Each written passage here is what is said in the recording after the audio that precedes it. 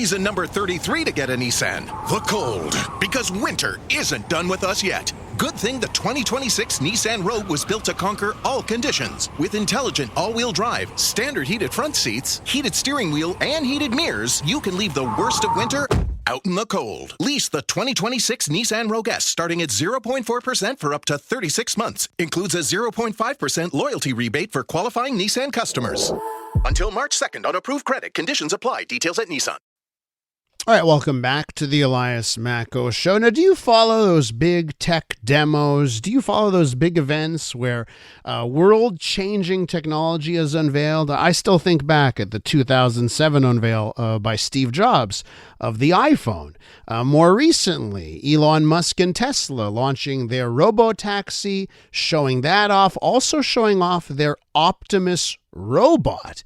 And if you've ever seen the movie I, Robot, the Will Smith movie, kind of looks like that. Well, there are some questions about just how much of that reveal was genuine, and the question about fake tech demos. With more on this, let's go to Mitch Joel, tech advisor, investor, and author of CTRL ALT Delete, founder of ThinkersOne. Hi, Mitch. Hey, Elias. Thanks for having me. So what'd you think? Now it's 2 weeks ago, right, when Tesla unveils their robotaxi, but they also have the robots walking around, serving as bartenders. I saw them pouring drinks at this event. But there are some questions about how much of that was real and how much of it was not real, and what line is acceptable at this point in launching a project. What do you say?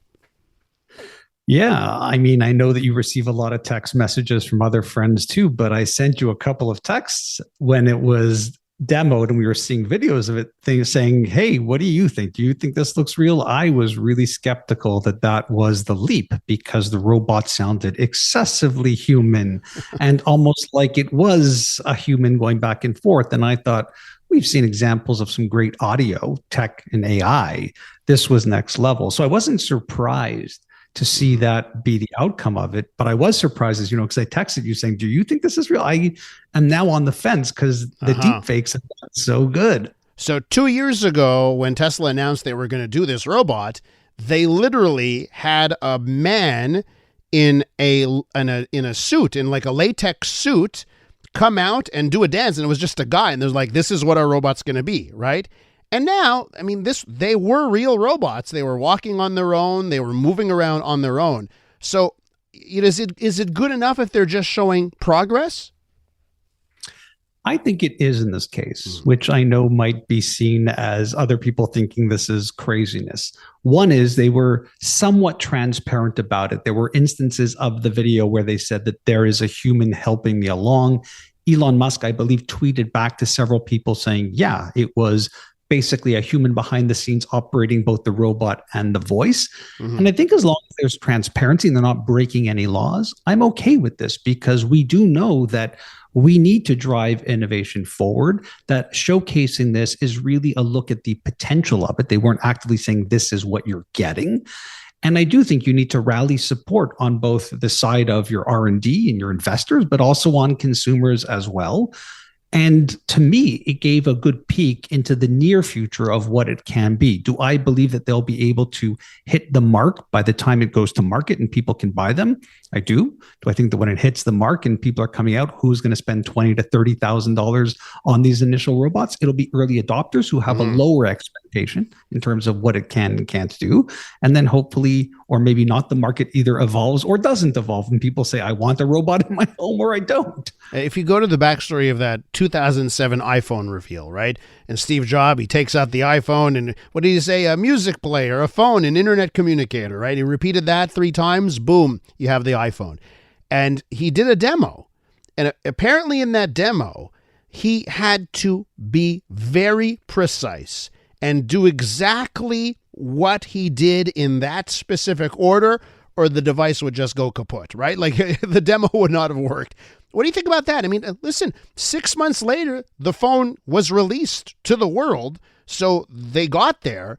So how much of that is sort of okay, right? If you're trying to present your vision of the world.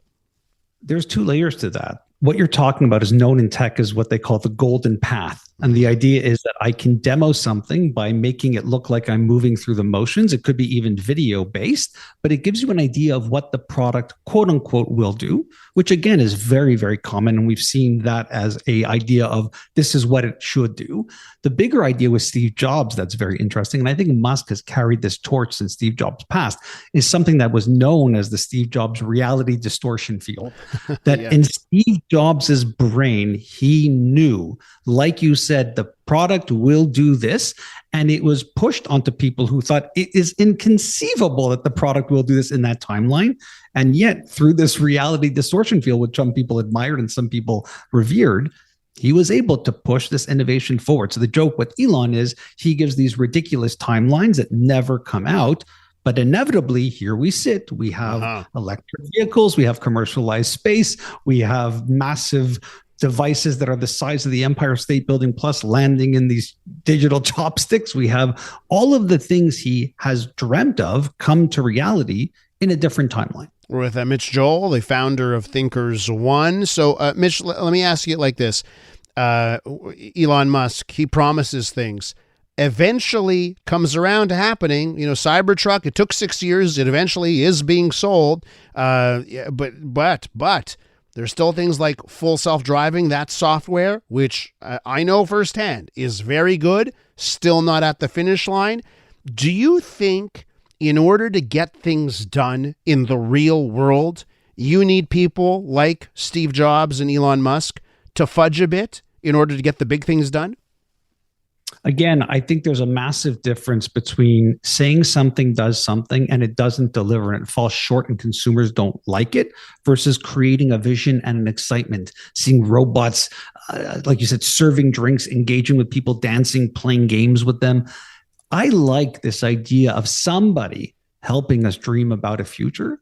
And like you said, with Musk, it's a very strange thing because we think about X, we don't like what he says, but you go through satellite internet, you go through EVs, you go through commercialized space travel, and it's hard not to sit back and say timelines off, but delivery there. And it's almost the history of technology. You know, I'm seeing video from the World's Fair in 1939. Westinghouse, right, unveiled Electro, the Westinghouse robot. That was just, I mean, they pulled that off. They said, here's Electro. It's a real robot. Wasn't a real robot, right? Well, that's even different. We had things like the Mechanical Turk, where it was an actual human hiding in the box beneath, or some of these chess games that, so yeah, we have been quote unquote faking it for a while. I think the world can have that a little bit less now because of transparency. You could do things back then. But what I'm seeing as quote unquote demos of what this can be, I'm really okay with it. And I find it, I mean, look, you and I were texting and talking, we're talking about it now. It is exciting to see robots walking around that act and seem very friendly and human. Okay, you got to tell me, what was the Mechanical Turk? What exactly was that? It was a hidden guy playing chess? What the heck was that?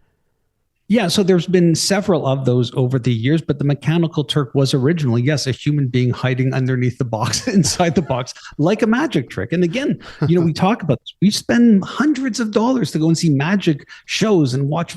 We are interested in that. And so, look, technology is often confused with magic, isn't it?